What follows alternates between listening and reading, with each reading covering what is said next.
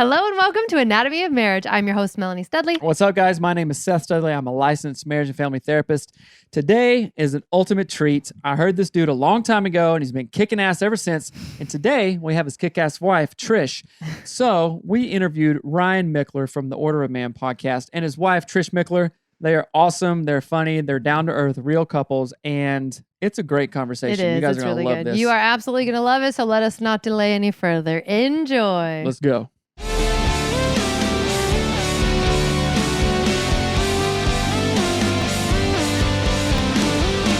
Thank you guys so much for being on our show. It is so amazing to have you here. We've been following you for 1 million years precisely, and we love what you're doing. And so thank you so much for joining us today. Yeah, if you guys could introduce yourselves, that'd be awesome. What? Ladies first. Okay, I'm Trish Michler. I'm Ryan's wife. The homemaker. That's a funny way to introduce I don't yourself. even know how. I don't have a title. I'm mom. I'm the wife. Like that's me. The Trish. Right. I'm just Trish. She's being modest. She is my wife, yes, but certainly more than that. So she's being very modest. My name is Ryan Michler. I host the Order of Man podcast, and of course, I'm Trish's husband. So. There you go. You know, that makes me, well, we're going to go all over the place in this, but it just, what you said, Trish, just kind of made me think, and Ryan, you might agree with this, but it's like, who would I be? What kind of man would I be if it wasn't for Melanie? You know what I'm saying? And like, what kind of man would you be if it wasn't for your wife and the relationship that we've built and the things that we built together? And it's just like, oh my gosh, I would be in trouble. And I'm not saying like, she keeps me reined in or whatever, because a lot of guys say that, and that's kind of lame. It's like, I'm my own man. But what you have added to my life as a man is just unbelievable, and I super appreciate it. And Ryan, I'm probably sure you would say the same, or you better, because Trish is listening. Yeah, I mean, look. He definitely agrees. I think that's 100% true. I do. I think that's 100% true. I think we as men become better men when we have a good woman by our side. There's no doubt about that. But also, I will say that it's important for us to be able to stand on our own 2 feet. Mm-hmm. And I think that there's a lot of men and women who aren't able to do that without the support of their wife or husband. And that makes, I think it puts a lot of pressure on the other partner, and to provide the energy, right, to make sure that the other person is okay. And I derive a lot of satisfaction and comfort, I guess I'd say, from knowing that Trish doesn't necessarily need me in her life, right? But that she hopefully at least 80 to 90% of the time wants me in her life. I choose to keep him. But I think there is a problem when couples get married and think that, oh, she completes me or he completes me. Mm-hmm. Right. Mm-hmm. You should complete yourself so that you can bring that to the table, and it's just a better way to operate. We haven't always been that way, I would say. Yeah. No, it took work. Right. And I was going to say, I feel like that's part of your actual journey, where you, like, initially when we interviewed you forever ago, you had talked about like when you guys were going through a bunch of stuff, and it was the idea of separating and becoming sort of your own man and being the best version of yourself that kind of made you a better husband now for your marriage. Mm-hmm. So I think that's interesting. Yeah, I think that would be, I would certainly say that. I'm not going to speak for you, but I imagine that's the case as well, is that you had to find yourself, and through that, then I think we became better partners for each other. Mm-hmm. Yeah, I agree. At that time, like, Ryan became his own self. I found my own self, and like, by working on ourselves, we became a stronger couple. Mm-hmm. Yeah. We see that all the time with couples. So I've been a licensed marriage and family therapist for about 15 years now, and now we do coaching and stuff, but forever. And we went, like you guys, went through a really hard time. Like, we were this close to getting divorced, and she punched me in the face and all this crazy stuff. And it was because we were looking to each other to solve problems. Mm-hmm. I feel like shit, or I'm depressed, or I have anxiety, or like feel, I don't know, anything, fill in the blank. And then I go look around and go, oh, it must be your fault, right? And she was doing the same thing. Mm-hmm. And I know, Ryan, in your story, you've shared it, on our show a long time ago, but since then, you talk about when you guys were going through the stuff, you guys separated, and it wasn't until you're like, wait a minute, I have to be my own man to go out there and do all this stuff to fill my cup first, and then I can enter into a relationship with a woman as a mature, differentiated man, and I think that made the difference in your guys' marriage, as you shared, and it's made the difference in ours. But Right. if we could speak to the men and women who maybe like, well, yeah, if she would just fill in the blank, or I'd be happy if he would just XYZ, what can we collectively say to those dudes who are out there saying that, Or kind of ladies. blaming, or the ladies, Right. of course? What can we say to that? I know we all have really good advice on that, so let's dive into that for a minute. So what I would say is that shouldn't stop. The idea of taking care of yourself shouldn't stop when you decide to partner with somebody. And it does. You know, I think about our relationship. The first things to go in my own personal life when we got together, 19 years ago, roughly? Yeah, 19 years ago. So 2 decades almost. The first things to go were my friends and my hobbies. And it wasn't her fault. I'm not saying any of that. Like, I wanted to be with her 100% of the time. And so the first things to go were the friends and the hobbies. And that actually continued, I think, probably until we went through our separation. And then I realized, okay, I need something else outside of what she can provide to me. And so even to this day, there's things that I do for myself, and there's things that I would encourage her to do for herself. I've got friends outside of obviously our relationship. I have my own hobbies and interests and activities that don't involve her. And she has the same things. And it's a little counterintuitive, but you need to carve out time and space to take care of yourself and energize yourself, get what you need. Because if you do that, you'll always come back to the relationship stronger, more capable. It's like the adage, absence makes the heart grow fonder. Right. So it's okay to be away from each other as long as what you're doing is improving yourself, so you can come back into the relationship a better man or a better woman. Yeah. Right. I agree. And it's not so draining on the other partner. Right. It's like, oh, I have to be this person for her because she's not going out and getting that stuff herself. Then I'm like, geez, Right. I can't. You're too much. You're extra. Right. You know, right? Well, right and here. the thing Well, that's what I was doing when we went through our separation. I think that's what I was doing to you. I was asking you to take care of yourself and provide your own energy. And I was also asking her to provide my energy. And so I was wondering why she was burning out and why she was tired and why the spark wasn't there. Well, obviously it wasn't there because she was carrying it for 2 people. So Right. we need to go out and provide our own spark so that we can come back to the relationship with actually something of value that we're not just demanding from the other person. Right. What activities help you secure your own spark? What provides you spark, Ryan? What is it for you? Oh, are you asking? Yeah, did you say me? specifically for men, Both of but you. both of them, but specifically for the guy. And then Trish, I have a different question for you, but you can answer that one. For me, it revolves around physical fitness. So it's either exercising, or more often than not, it's going to jujitsu and doing that 2, 3, 4 times a week, where I don't have to worry about the family. I don't have to worry about her. Like, I'm focused on just doing that, being present in the moment. And then when that's done, I can come back and I've got the physical fitness stuff, checked off the list, and I can be present, for you. So Right. that's the biggest thing for me. Yeah. Just So being what- around other men. Right. What Right. would you say doesn't count in that? Because here's what I'm thinking of what our audience will interpret that as. I just need time for me. I'm just going to go watch Netflix and drink beer and eat pizza. Just need some me time. So that I want to make sure that we're like really clarifying what is life-giving to dudes for the most part. So, I don't think there's anything wrong with that. If a guy Right. wants to have a beer, or wants to sit and eat pizza, or wants to relax or kick his feet up, I think that's fine. But I think there comes a point in time where it becomes a detriment rather Right. than something that's actually helpful. right. I don't think Netflix is going to give you the spark of life. Right. I don't think getting yourself drunk or Right. gorging on a jumbo pizza is going to do it for you. Right.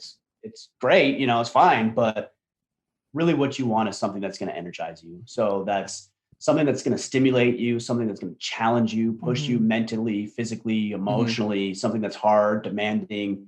Competition for men, I think more so maybe generally than women, is valuable. I would say, generally, that women aren't so worried about competition, but Right. men thrive under competition, or at Yeah. least, they step up to the plate. Right. So anytime you can get around other men who are going to push you physically or mentally, I think is a good thing. And that's the stuff that counts, not not the things that to sedate you, even though, at times it's okay to kick your feet up. I see no problem with that. I love that. But if you're doing that more often than not and using that as an excuse, like, oh, self-care, right? And that's a buzzword, of course, but it's like, I'm so freaking sick and tired of like people saying, oh, I gotta take a me day or a self-care day, because literally what that means is I'm gonna go spend a bunch of money I might not have and not get anything else done.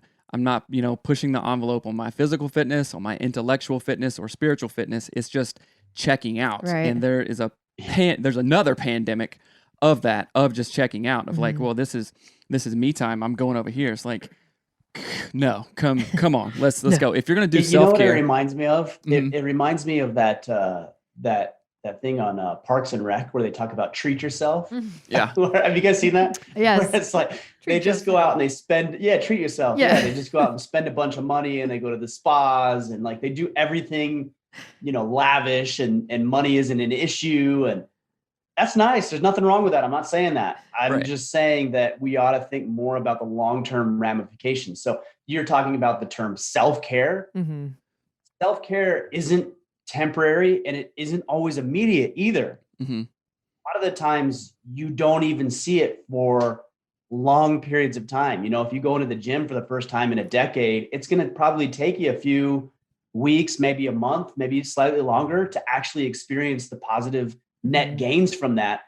It's just going to feel like work. So you think, well, I'm not taking care of myself. You actually are. Just the long-term results that you're looking for actually take longer to manifest themselves. Yeah. And that's so hard to like think about on day 2 of, going to the gym or something. You're like, I've never been this sore in my life. This must not be the right thing. And then you give up. Right. And like self-care.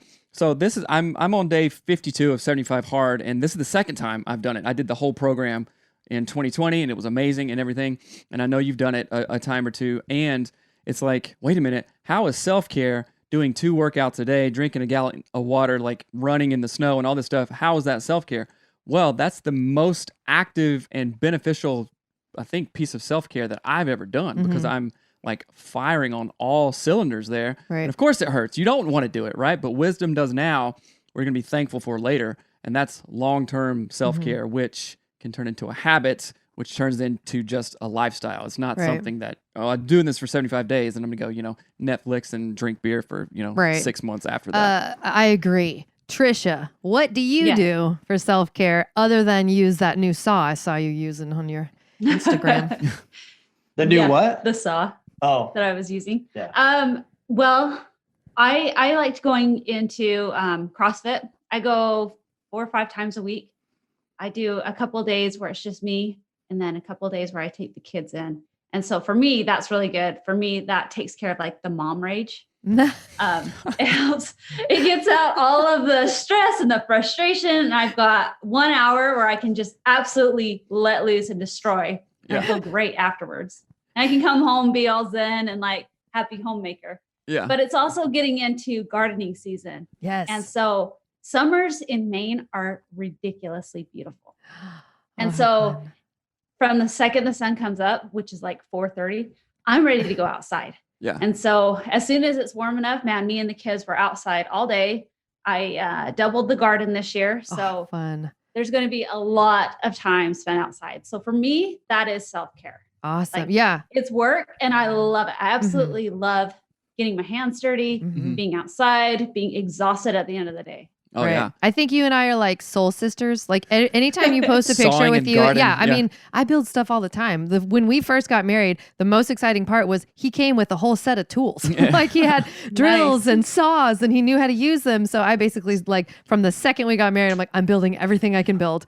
And I love your overalls. Like you have an overall hat flannel vibe that I am so jealous of. Like it's like my inspo. Like the overalls. It's so good. They're Carhartt, right? Like just normal Carhartt. Oh yeah. It is good. I've got Carhartts and Duluth Trading. They've got they've got like an amazing gardening Duluth line. Is awesome. They have a gardening line? Yes. I got the catalog today for summer and like I tabbed like every page. I know what website we're going to you when this interview is done. an influencer for Duluth Trade. Like just take photos of you. I mean that in your barn. Come on, guys. 100%. As long as they send overalls, we're good. Right. You're talking about mom rage for a minute there, and like one of the funniest things, and I love things like this because to me it's like, oh, that person is real and not just kind of being fake, you know. Right. And it was, I think, what's the doorbell thing? Ring? Like Ring. the Ring? It was a Ring capture that you guys did a long time ago, and it's just before you moved to Maine, and like With the dog? the dog That got was- out or something. Oh, that's right. I know exactly. And you came flying out the door. Get your piece of shit dog out of here! And that was so funny. And like the reason I like stuff like that is because it's real. It's in the moment, and Right. you know, like when things like that have happened in our marriage, hard and just kind of funny. Like, okay, it's go time. You're Right. on. It's like, man, we're alive. We're a team, and Yeah. and it's something. I don't know how to categorize it, but it's just I love that stuff, right? Right. So and you made me laugh, so Right. that was really funny. And one thing about I want to talk about how you guys work together in building a business, and then also how important shared vision is in marriage. With Yeah. our coaching clients, we talk about, okay, what is your shared vision when you guys are arguing and stuff? What is that shared vision? Oftentimes it's God or spirituality or just raising a family. What is that shared vision that you can point back up to that puts you guys both back to baseline? Because it's really easy to get off sometimes.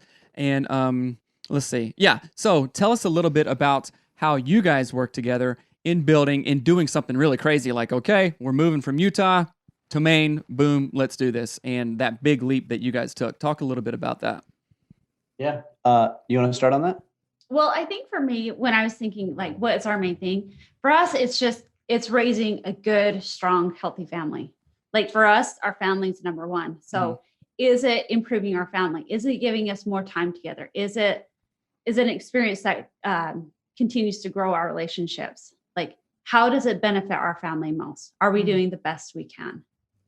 Mhm. Yeah, I mean, that's even something we talk about now. You know, you brought up the move to Maine. That was obviously a big thing for us with 4 kids. I would say 2 of which, maybe 1, it really isn't going to impact all that much because they don't have friends. Right. You know, they're not embedded into the culture in which we were. But the other 2, or maybe our daughter as well, Yeah. which is our 3rd. Mhm. It impacted a little bit more. So, there was a lot to that, but I think you're absolutely right, Trish, is that really the goal for us was to create experiences and opportunities and moments where we can thrive and learn as a family. We can experience new things and we can go through challenges and hardships. I mean, I remember when we moved here that first week, I don't think there was a minute that passed my mind where I thought, what in the world did we just do? Like, why did we do this? You remember that? I remember vividly one conversation her and I had where we were walking in the field and it was beautiful.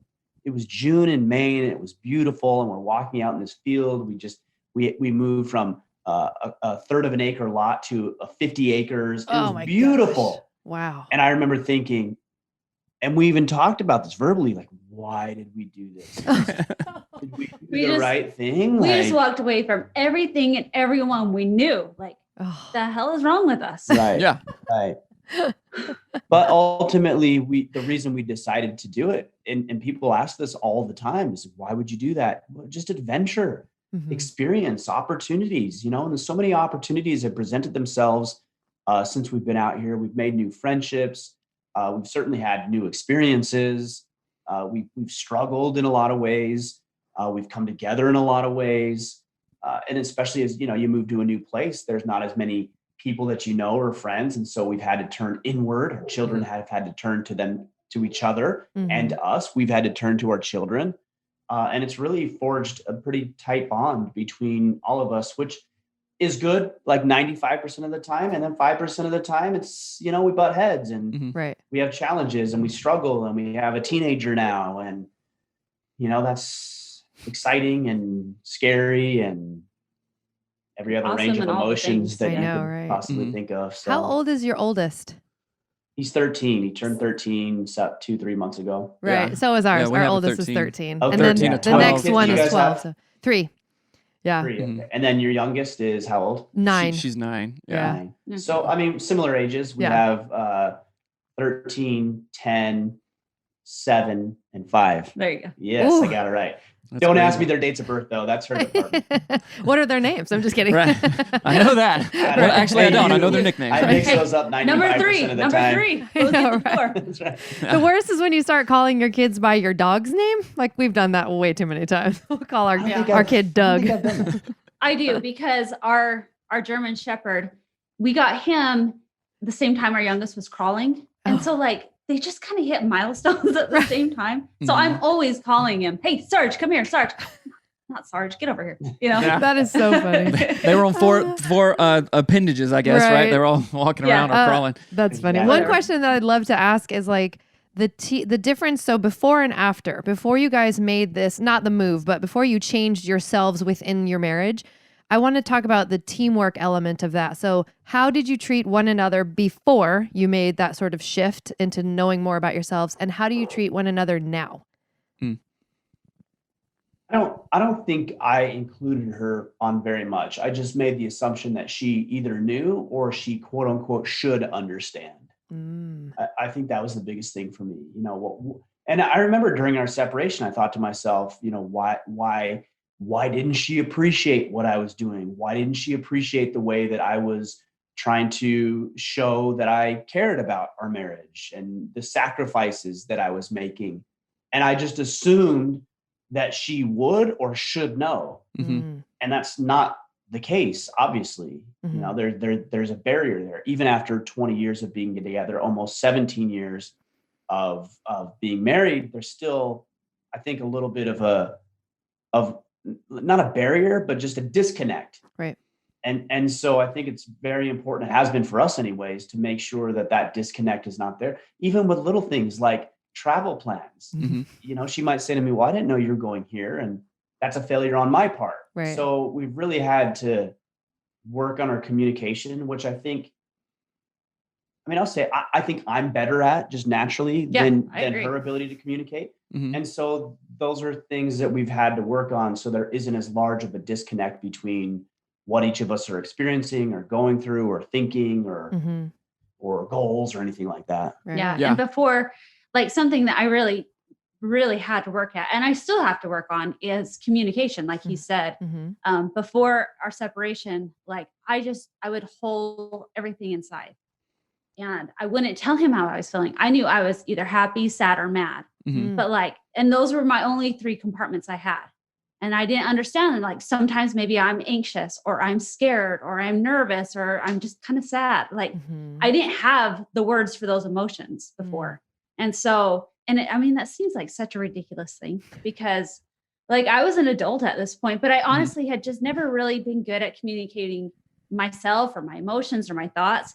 And so I think I've said before, but when we were going to counseling, she gave us a paper worksheet and it started with, I feel blank because blank. And I had to look at that stupid sheet every time I needed to talk at Ryan for months, because it had like, I don't know, 30 adjectives on it to describe how I was feeling. Right. And I would go through and I would pick out how I was feeling so that 1, I understood, and 2, I could communicate that to him.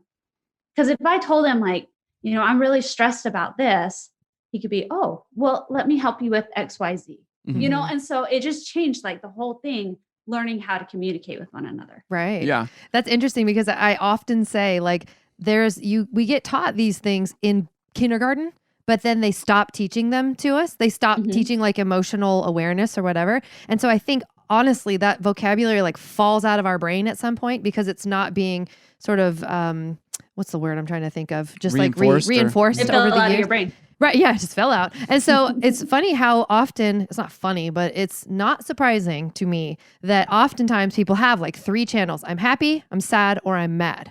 Right. And that's how they funnel every feeling. Anxiety, excitement can funnel through mad sometimes, which is crazy, but it happens. And as as our kids get older, we are now seeing, which I'm sure you guys are too, like how sort of inept we are at communicating our emotions, unless it's something we focus on all the time and we reiterate and talk about and make boundaries around and all of that stuff. So thank you for sharing that. Like that's very vulnerable to share. There's another thing here too. And I think we need to be aware of where we we need to be able to express what we need. So, I mean, even yesterday we got into an argument about something, and I remember vividly you said, well, we don't need to keep talking about it. I said, that's fine for you, but I need to talk about it, which is interesting because, again, generally speaking, I think the roles are typically reversed. Right. But in our relationship, I'm more of the talker. She's more of the, I don't need to talk about it more, which I think generally is maybe a change than it is for most people. And so she's like, I don't need to talk about it anymore. I do. I need to talk about it. Right. Yeah. And for me, I feel like we're just going in a circle. I'm like, yeah, I know. I said that.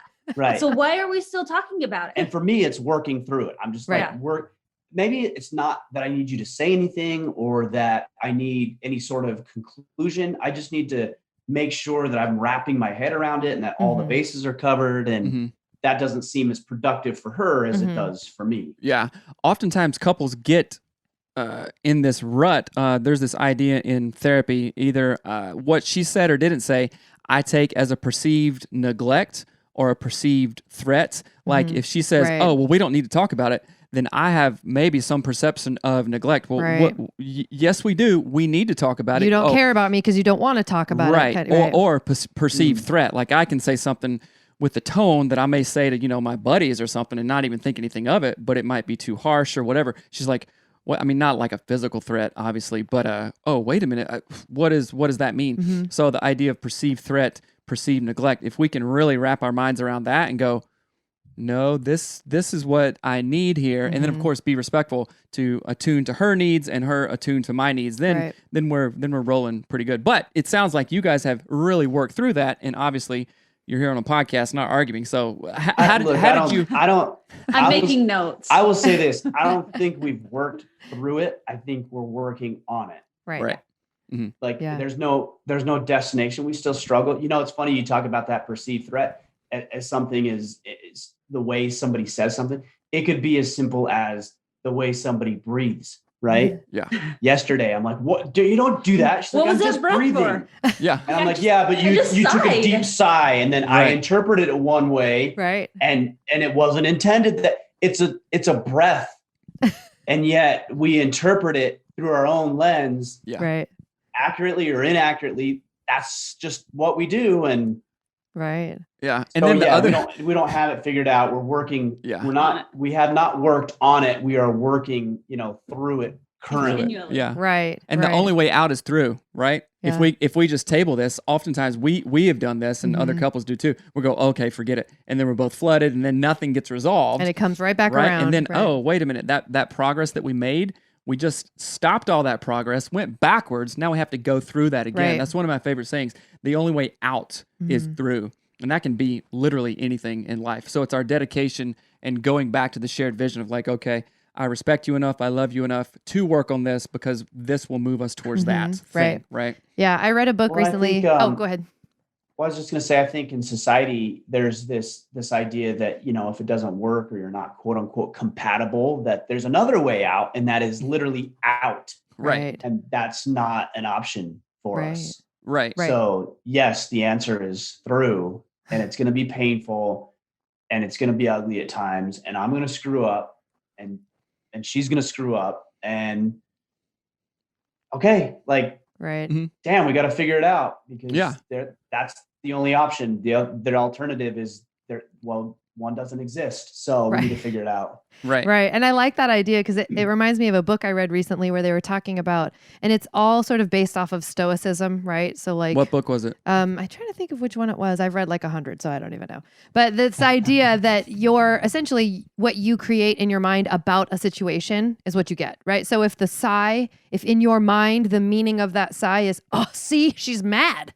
Then you've now created that. But if in your mind you can go, oh, she sighed, I don't need to assign meaning to that. I can just accept that was a sigh and move on with my life. Like we have the ability and the power to assign meaning or not assign meaning, and all of that inner work transforms the space around us. It's like so mind-boggling and that makes me think of Jocko, which he's been on your show a million times, which is freaking awesome. I know. But you're basically talking about detachment, yeah. Right? So if I can detach my feelings from her but not side, like in a bad way. But I mean, if you are being like a bee about it and like, then there's a clear thing. I'm like, come on, let's work through that. What was that thing? But if I can detach for a minute and go, all right, I've seen her sigh before. Wait a minute. We both got pissed last time. I'm not going to do that again. Let me detach and explore that a little bit and say, hey, when you sigh, it makes me feel like, you're disappointed in me and you just don't give a shit about this. Is that really what you feel? Or are you still with me, willing to work on it? Right. Okay, you're willing to work on it? All right, let's go. Yeah. And I think one of the most helpful things I told a client recently is she was talking about, the ups and downs. We were talking about business stuff. But I told her, I'm like, look, this bullshit is to be expected. Same in marriage, same in life. Like, hard stuff happens. When we can actually accept that is how life works and have like this bigger vision, so that every time a wave comes, we don't like end up with sand in our mouth and go, what happened? Like, the wave is going to cut, like, duh, come on. And I like that. That's my version of what like Epictetus said. This bullshit is to be expected. I like that better. You said it way better than Epictetus said it. Right. Yeah. The world famous, philosopher of 3,000 years. No. You said it better. I fixed it. I fixed it for him. Nice. So that's a t-shirt. Totally. I know. That's what I said. It should be. There you go. Let's do something about it. There you go. But I wanted to talk about your book. We have it sitting right here. Right. If you'd like to chat about that for Sovereignty. a moment. You guys, if you haven't read this, you've heard me talk about it on our show. Go check it out. And I would like to hit on this. Sovereignty for men, obviously, because this is written by you, Ryan, and for other dudes in order of man. But let's talk about sovereignty for women. And does that look different than it does for men? I'm not saying it does. I just want to have a conversation about it because it's kind of piqued my interest. I mean, the premise of the book is learning how to be a better protector, provider, and presider. And I talk about that a lot in the guise of masculinity, right? Is that our job as men is to protect, provide, preside. That isn't a woman's job. Flat out, that isn't a woman's job. Is she capable of doing so? Some are, sure. Right. Some are capable of protecting and leading and providing resources. Absolutely. And Trish provides different resources to the equation than I do. But it isn't her job. And that doesn't mean she's not capable of doing so. But my job is, as a man and the husband and the father and the patriarch of the family, is to make sure that I'm capable of doing that. And that is my responsibility and my obligation. It's not hers. There's other things that she brings to the table that, you can talk on, but so yeah, it is different. It's different the way that we as men and women show up. And here's the interesting thing. It's very frustrating in society, is that I think much of society, especially in the feminist movement, attempts to make women believe that the only way they're valuable is if they're playing the same role as men. And that isn't the case at all. Just because I consider my job to protect, provide, and preside, and I look at her job as different, doesn't mean she's inferior. Right. It doesn't mean she's not worth as much to the dynamic of our family. It doesn't mean that at all. It just means that we're different and we bring different things to the table. So I love I was going to say the concept, but that's not the right way to say it because it makes it seem contrived. I honor masculinity and I honor femininity as different and distinct, yet equally important. Right. I love that. Yeah. And when couples, this is my belief too, when I am in like my best and highest form of who I am, just literally DNA wise, like biological who I am, then I am in my zone of genius. I don't know, if you guys have read The Big Leap by Dr. Gay Hendricks, he's awesome. But I'm in my zone of genius. Like, I'm literally doing what I exactly am meant to do when I am in what my masculine role is, right? Same thing for her. And I'm a hunter. I know you're a hunter. And we have some property out here outside of Seattle. And during the elk rut, right, we literally have elk herds just in our backyard. It's amazing. And just recently, there were like a 7x7 and a 6x7 elk, right? They're huge, like big ass elk, just right here outside of the studio. And they're just messing around. They're, doing their rutting thing. And I'm like filming it and just drilling, like, oh. It's literally like 30 feet away. Yeah. It's not like out in a field. It is amazing. But then, of course, they have their cows all around them, right? For listeners, a cow is a female elk, right? And then a bull is a male elk, right? Do you think for 1 second that out in the animal world, that big ass 7x7 is going, I don't know. maybe I should do some female elk stuff, kind of thing. Right. No, it doesn't even enter their mind, right? And I know I'm being like a little goofy and facetious, but hunting, it's not about the kill. Part of it is, but it's about being out there and, spiritual and all this stuff, right? And I'm thinking, man, there's so much wisdom in deer and elk and the outside, the natural world that we can learn from. But somehow we've become detached from that and go, oh, wait a minute. I'm all butthurt now because he gets to go to work and I have to stay here with the whatever and be live out my femininity or whatever. Or the opposite. Oh, okay, she's mad, so I'm going to stay at home or do whatever. I'm like, I don't think it works. I don't think biologically this is how it's supposed to be. And you better be damn sure that we have we talk about everything on the show, so get ready. We have the best sex, the most highest form of relationship. I show up as a dad, as a man, as a husband when I am doing masculine stuff. Right. Because why? I don't know. I just like it, like chopping wood, cutting grass, hunting. But then I'm also soft with you and our daughter and stuff. And then do you think that she finds that attractive or unattractive? No. Are you kidding? She's like, she loves it. And I love it when she is in her highest form of femininity. And is that some like grotesque, like porn perversion kind of version of that? No. It's like, oh, wait a minute. You smell really good. Other dudes don't smell like that. You do. That's what I like and find sexy. You know what I'm saying? So it's like... It's really simple, right? When we really look at it. I have an analogy that keeps coming into my head because we live out near Seattle. We have massive old growth cedar trees all around us. They're huge and amazing. And when I think of this idea of like feminism trying to be what a man is if you're a woman, and I don't mean like the crazy stuff. I'm literally talking about like the roles that we play. It's like a cedar tree trying to be a willow tree. It's just like standing there trying to do it. It will never be able to do it. There's a willow tree right there and a cedar tree right there. They are two separate things. And when one is trying to transform into the other, it loses almost all of its glory is lost. Like if it can't fully be a cedar and it will never fully be a willow, like, come on, just pick one. What is it? It's in like this in-between kind of thing of like, oh, I sweeter. am, but Swillow. But anyway. There you go. Swillow. Right. Swillow. But and I that's think why I don't like even that term that you said, and the term you use is the roles that we play. We're not playing the roles. Right. That is who you are. Right. Playing the role is an acting term, right? Like I'm going to pretend to be something I'm not in order to fake people and make them believe that I'm different than I actually am. So we're not playing role. I'm not playing the role of husband. Right. I'm not playing the role of like I am a husband. Right. I am a father. I am a man. And I'm going to try to maximize on that. You are a woman. You are a wife. She is a mother. And you should equally be trying to maximize that, not pretending to be something you aren't. Right. Yeah. And like my goal is to be the best version of that I can be. Like you talk about with your guys, be the best man you can be. I'm going to be the best woman I can be. So if that makes me the best mom, the best wife, the best gardener, like that is what I'm striving for. It's not perfection, but it's my best. I'm fulfilling myself and my role. Right. And I love that as you're talking, it makes me think of, I feel like we get confused when we believe that femininity or masculinity has to fit some mold and we don't question that. That belief in and of itself might be really what we're struggling with.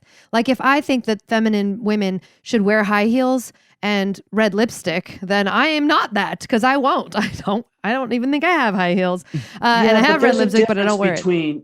There's a difference though but there are some things that feminine women do. Yes, right. And there are some things that masculine men do. And it's not about muscles for men or the car they drive or the heels for women or the color or the shade of lipstick they wear. That's surface level stuff. Right. That doesn't define femininity or masculinity. Right. But there are things that men do that is masculine and it's not socially constructed. It's biologically constructed and it's supported societally because it works. Right. And there are things that women do that represents femininity and it's objective. It is not subjective. It is objective. This is the way it is. And this is the way it's been throughout thousands of years of human history. Right. I love it. Yeah, absolutely. So switching gears a little bit, I wrote some stuff down, and I think we kind of hit on it a little bit, but I want to kind of bring it home for guys and women who may be listening. And, you know, oftentimes we have guys and they say, oh, well, I don't have time for this. And then they just end up getting butthurt over and over and over and over by their wife, right? And then I'm like, dude, you've been stuck here for 3 years. What? Like, you mean they don't have time to work on their marriage? They don't have time, or they have some sort of excuse that they actually believe. I know that I've fallen into this trap. I know that you have too, Ryan. Like, oh, if she would just this, I would be fine. But it's what's like some one-liners that we can each say to the dudes that are listening, and then also, Trish, to the wives that are listening of like, well, he's just XYZ. And then it's almost like you guys, some couples don't see the forest for the trees. It's like, okay, yeah, I get that. What are you going to do with it though? What are you? How about we rephrase that? How about we talk about like this idea of, if we change this thing, if we take the time to work on our marriage, work on ourselves, work on our self-improvement, what's going to be on the other side of that? You will feel what? That makes more sense to me. But what would you say? Like, why is it worth our time or our listeners' time to do that work? Why don't they just keep on blaming their spouse instead? You want to answer that? Go ahead. I mean, do you want to be miserable? Like, that's really what it comes down to. You know, I talk with men every single day who are miserable. They're fat, they're out of shape, their marriages are in shambles, they're not making any money, they're not advancing in their career. They're miserable. That is the only word to describe it. And, you know, if you're satisfied, then yeah, you shouldn't work on yourself. Like, just keep doing what you're doing. That's fine. If you want to be miserable, you figured out the formula to being miserable. But if you don't want to be miserable, then you need to do something different. And the thing that you can do different is nothing about your wife, nothing about your husband, for the ladies who are listening. She can't control me. I can't control her. I can influence her. She can influence me. But at the end of the day, whatever she does, I have to voluntarily decide whether or not that's going to impact me positively or negatively. I get to decide that. It isn't up to her, and it isn't up to me for her. But the only thing that we can control is ourselves. So if you want to be miserable and you think that other people are going to give you stuff, or you're just going to live life, you know, at the bare minimum, then keep doing what you're doing. But if you want to be fulfilled and you want to be satisfied and you want to have a great marriage and you want to raise kids who you love and adore and they love and adore you, and you want to advance in your career and you want to have good sex, to what you were saying earlier, and you want all of these things, then start taking responsibility for yourself. Not only if she did whatever, you know, the best way to get her to do something different is for me to change. Right. Because it's a formula. Like, if I want a different answer to the equation, she's the answer to the equation. If I want this answer to be different, then there has to be different inputs. And that's what I do. It's on me 100%. And then I can see that worked or that didn't. And the equation changes and the outcome changes. I think where we get caught up is especially for guys, oftentimes, is being patient. Like, okay, I'm going to make this big change. 2 days in, 2 weeks in, we're like, oh, well, you're not changing. What the hell's wrong with you? Kind of thing. Right. And then that's where we get butthurt and give up, right? And this is a perfect example. And the first time that I completed 75 Hard is in 2020. I started, and Melanie didn't like it at all. You know, it takes a lot of time. And I was so mad at him. But I adjusted my schedule. Like, okay, I'll do the first workout when everybody's asleep. It's not going to affect anyone, right? And then do the last one late at night. So tried to, you know, reduce the impact on the family. But she was like, well, you could be working on podcasts for 2 hours a day instead of doing literally that. calculated the hours and all these things. So there was some. I know that you've had Stephen Pressfield. He talks about resistance. Right. I was getting big time resistance for doing something good, right? And then like 2 weeks in, 3 weeks in, day 30, day 45. She's like, oh, wait a minute. Okay, you're looking kind of good here. Okay, I like this, right? And then she started supporting it. And then guess what? When I finished, 2 weeks after that, she did it and she finished it. So it's that, okay, well, it goes back to the saying, be the change that you want to see, right? In the world, in your family. But guys and women, if you decide to do something and you're wise about it, and you know that this change is going to benefit you and your family, decide to do it. No matter what he or she does or doesn't do, you must be resolute. And I think that's one of the main factors that drive the change in your guys' marriage. And it was damn sure the factor that changed our marriage, because I was like, I'm doing this. I know it's good. No matter what you do or don't do, this is the direction we're going. And literally, it saved our marriage, right? So, men, women, be resolute in something and not like, okay, I'm going to, spend 50 grand on a credit card. That's not a good goal, right? That's not wise. But decide on something like, okay, read a book a month. You're not going to hurt anybody doing that, right? Walk 45 minutes a day. Right. Whether she's butthurt or not. But that's your favorite word today. You said it like 100 times. I don't know. It's gross. Well, a lot of people, get... But everybody knows exactly what you're saying. So it makes sense. This is gross. The universal word for it's kind of pissy, right? It's butthurt. But anyway, never mind. I won't take. See? I won't take it there. It gets weird. That's our other show, Anatomy of Sex. I was going to make it even more weird, but I decided not to make it. No, that's good. She's over here. You can't see it. She's over here squeezing my leg, like, don't say whatever you're about to say. You could have said it, I swear. I know. We don't care. We would have loved it. But we want to be respectful of your guys' time. First of all, thank you so much. Yeah. I know I've, like we said earlier, Ryan, you came on our show, I think it was like 3 years ago. A long time ago. And it was a bad interview, not on your part, but on our part, because we were like brand new. And just like, we didn't know what you were doing. Yeah. Right. But we're in a very different spot now because we've been committed to it, right? So thank you for that. Thank you, Trish, for coming on too. Yes. I know we've been trying to do this for a long time, and we finally made it happen. So thank you guys. I respect everything that you guys are doing, from the podcast down to the garden, to the kids, to everything. Right. You guys are doing it, and it's an inspiration. Right. So thank you for that. One, I guess, kind of final question, unless you have anything two else. final questions I want to ask. All right, you ask yours. Okay, I'm excited about this. Might be boring. I hope it's not. But I love books. I read just constantly. I want to know what you guys are reading right now and what book you think everyone has to read. You start. Well, I just barely finished Jack Carr's new book. What is it? It was awesome. It was so good. The Devil's Hand. Ooh. It was his fourth. It was his fourth book, and I absolutely loved it. Is this fourth or third? This is fourth. It is. Are you sure? Okay. The Devil's Hand. I'm sure. How Because exciting. I've read them all. It was so good. I'm assuming it's fiction, like thriller kind of fiction, or what? Yes. Okay. Yeah. Ooh. Okay. So it was really good. They're good. They've got an Amazon series that's filming right now with Chris Pratt as the lead, and Oh, I totally fangirled on it when it came in the mail. how So that was exciting. really, really good. Yeah. Uh-huh. And Ryan, he really enjoys all the self-help books and growing and learning.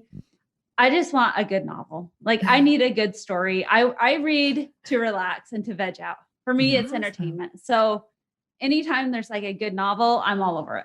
Awesome. Nice. What's your favorite one? I know that's going to be hard to pick, but is there one novel that you would that's say hard. everyone should read this one? Okay. I'm Hold on. Let me guess. Hold on. Okay. Hold on. I want to guess. I would say the Outlander series. Oh, Is that Outlander right? was really good. Is that right? Or is Outlander was so good. And The Bronze Horseman was really good. That's a trilogy. Really like that one. fun. And I also am a really big fan of James Patterson's earlier work. Oh, yeah. I just read Kiss the Girls Again. Mhm. So creepy and so good. I know. don't You used to read- particularly I love his used to newer read stuff. James. Yeah, years ago when we Yeah. were first married, I read James Patterson Yeah. all the time, and then it started to freak me out. I just feel Yeah. scared now. So I just it was around the time we had kids. so I was like, I can't I'm read all this. over the good novels. That's great. I Awesome. love it. Yeah. What about you?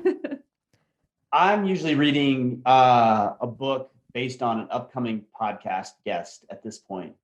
So I'm in the process of reading Tim Grover's new book, Winning, which is very fascinating. Tim Grover is Kobe Bryant's coach, old coach, obviously, and Jordan's coach, Michael right? Jordan's coach as well. Oh, cool. Yeah. Among others. So Yeah. Right. He was guy's an on. incredible human being. Yeah. He was on Frisella's show. I just listened to it yesterday. In Andy's. fact. Yeah. Mhm. Yeah. So our conversation goes live. Tim and I's conversation goes live next week. So Oh, yeah, it's usually an upcoming guest, and I can't stay on top of them. Both of our nightstands are stacked to the brim of Oh, I'm sure. yeah. of books. Right. There's just so much to read and so much great information out there. But yeah, that's been a good book so far. Awesome. What awesome. about your number one book that you think, if you could give one book to people, what would it be? I like Man's Search for Meaning by Viktor Frankl. That's a good book. So good. I also like, so I'm going to give you more than one. Good. I like As a Man Thinketh by James Allen. Yep. And then there's another really good book that I read years ago as I was preparing for a Spartan endurance event called Endurance by Alfred Lansing. It's about Ernest Shackleton's ill-fated venture across the Antarctic. So that's a really good book as well. Yeah. Oh, cool. Yeah. And that's the one where they all made it back, right? I'm neither going to confirm nor deny. I just have to read the book. And I just gave it away. Sorry, listeners. You ruined it. You're the worst. Damn it. In there. And here's the ending. The big. And Santa Claus isn't real either, Right. kids. No. Don't. I guess maybe I'll have to give you another book since everybody kind of knows what's going on with that book. Seth ruined that one. Well, it's called Endurance. So Yeah. Right, I guess. Okay. It's not called like death and burial. So. Right. Okay. Thanks. So this has been amazing, you guys. Thank you again so much. We really appreciate it. And one last thing, what is bringing you guys individually like the jazz right now? I don't care if it's from sawing and gardening. If it's sawing and gardening to like, I don't know, I just bought an RC car for my kid, or I want to go hot air ballooning. Like, what is bringing you like, yeah, I'm super interested in this right now? I have something. I'm going to let you go first. No, I want you to go first because I have something that I'm very interested in that has been fun for us. So, but you go first. Okay. I think, like I said earlier, we've got the gardens going, and the kids and I, we just spend so much time out there. We plan through the winter. We get our seeds started inside, and so it's exciting. Last weekend for Mother's Day, like we spent the entire weekend outside getting our gardens in and their seeds planted, and today we were out there this morning and they were checking all their boxes. Look, I've got a sprout. I'm like, oh, it's actually a weed. We've got like another week before things start coming up, but it's so exciting. And to share that with them. And then, Mom, is it warm enough we can go to the beach yet? So we're just really excited that winter's over. Right. We're going into spring, summer here. And that's exciting for us. I love it. Awesome.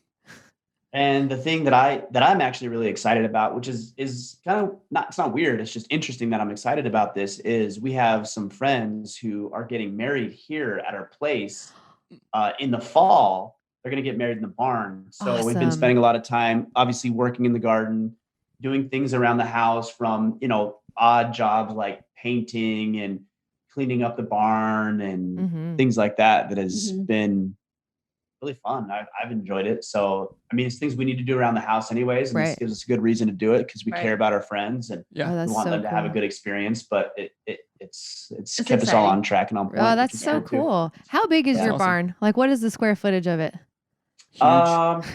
It's big. Wicked big. I would say it's probably wicked big. You're a Mainer now. Oh, wait a minute. You can't say like a Mainer or something, or It's not a Mainer. It's a Maina. Maina. Maina. We will never be Mainas. We will always be either from away or Flatlanders. You have to be born in Maine to be a Maina. Yeah, from away. That's funny.